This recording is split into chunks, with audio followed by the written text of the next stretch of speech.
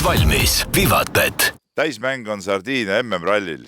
Reedel alustavad siin maailma parimad rallisõitsjad siis järjekordset kihutamist ja oleme selle ralli teisel kiiruskatsel. Seekord muuseas seda ralli keskus ja ütleme see ralli ise kõik on siin Olbia linna lähistel.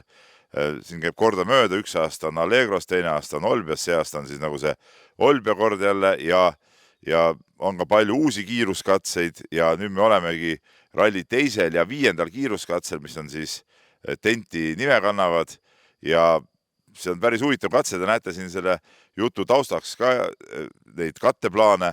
Alguses on selline laiem, tugevam, kiirem tee, läheb läbi siin Viinamäe istanduste ja on ilusat loodust, on asfaldilõike, igasuguseid asju ja siis ühel hetkel jõuame, nagu te siin näete, sellisele kitsale metsavaheteele. Siin oleme ühel puusillal praegu, seal eespool oli mitu tükki, no see sild oli päris puus, siin on kivid ka, nagu te näete, aga kõik need puust käsipuud, no siin isegi väike mingi muda ja vesi siin jookseb, aga see on selline huvitav kitsas tee. Ma arvan, et see tee iseloom siin muutub võrreldes selle esimeste kilomeetritega.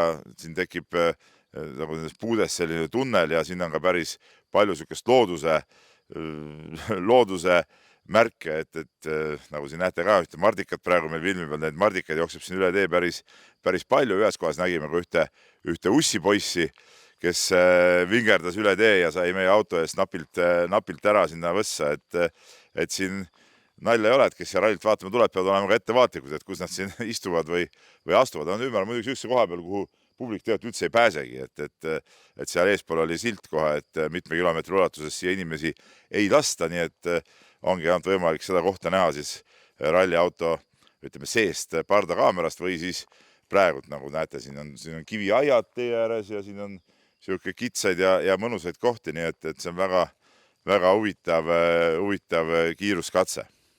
No, Sardiinia MM-ralli on eestlastele ajalooliselt ju väga tähtis ralli. Just siin saavutas Ott Tänak 2017. aastal oma karjääri esimese MM-ralli võidu. Sealt algas see suur teekond, mis mõned hooajad hiljem kulmineerus maailmameistri tiitliga. Ja Sardiinias on ta muidugi kogenud ka palju ebaõnne. Mäletan ühel võistlusel ta ühel aastal viimasel kiiruskatsel liidri kohalt roolivõimendi rikke tõttu pidi langema vist 5., aga on olnud ka õnne. Täpselt aasta tagasi suures duellis Sébastien Ogiega suutis ta siin võita. Tõsi, Ogiel läks seal viimase kiiruskatsel rehv katki, aga Tänak tuli seal võimsa hooga ja vist 0,2 sekundiga suutis Ogier ära võita, nii et siin on toimunud vägevaid asju eestlaste jaoks ja loomulikult on head tulemust tarvis ka seekord, sest et MM-sarja punktitabel tasub Ott Tänak praegust 4. kohal, liider on Elfyn Evans, edasi tuleb Kalle Rovampera ja 3. kohal on jälle seesama Sébastien Ogier.